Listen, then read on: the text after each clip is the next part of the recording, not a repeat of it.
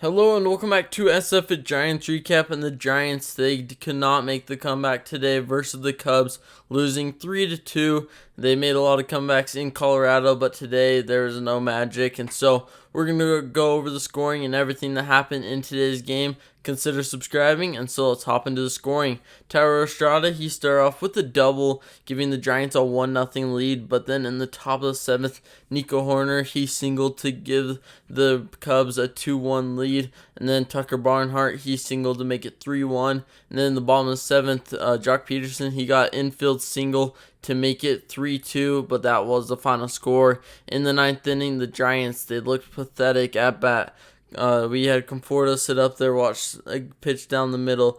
We had Yaz do uncompetitive at bat, and then Brandon Crawford sat there and watched the final pitch go past him. Just some uncompetitive at bats, and they did not just show up in the 9th, so that was kind of unfortunate. But there were some good things. Joc Pederson, he had 4 hits today, getting an RBI. He did really well. LaMonte Wade Jr., of course, he had 2 walks, Walk and Wade, and he's doing really well.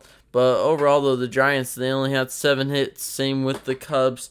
And so the pitching, that's what we're going to go over now. Anthony DeSclafani, he went 6 innings, allowed 2 runs, 4 walks, getting 2 strikeouts, and allowing only 3 hits. So he was doing really well. Kapler, for some reason, when DeSclafani allows 6 runs, he then takes him out after leaving him in way too long.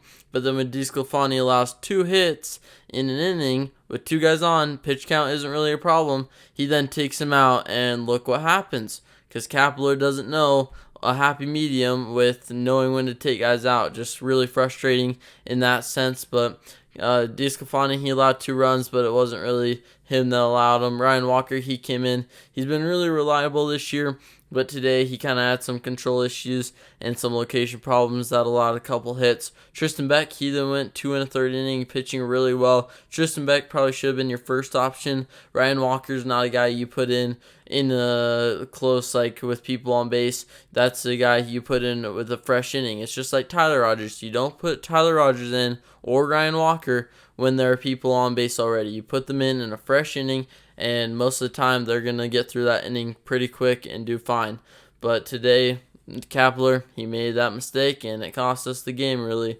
But other than that, though, the pitching was pretty good. We just need to see some more output out of Walker to really trust him to be in those situations. But other than that, though, the Giants, they really got to just bounce back, get the hits up. Our strikeout total is always up there. We had 9 today.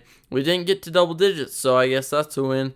But our strikeouts has been terrible. Patrick Bailey, he threw out 2 guys in the beginning of the game. Really good to see from him. His arm's good, his defense is good, and his throwing, it was on point. So good to see from him. Hopefully we can see some more output from the other rookies who have been struggling. But that will do it for today's recap. Consider subscribing, and I'll see you next time for a new SF at Giants recap video.